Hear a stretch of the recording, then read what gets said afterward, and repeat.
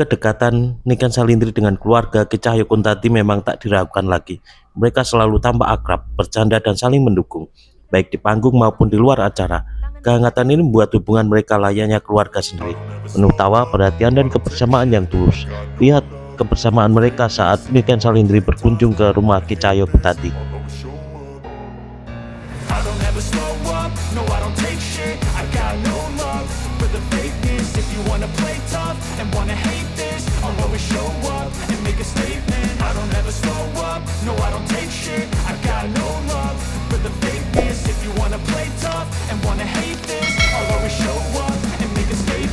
Everything I do so instinctive and so passionate. Every word I move so descriptive like an adjective. I got a vendetta against people who patented being negative when you should be getting after it.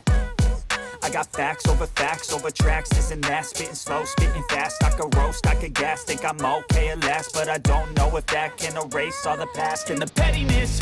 A reflection of the emptiness, hilarious. You think you're worth my time, you're delirious, mysterious because you are Bapak itu putih dan ganteng ya kan ya.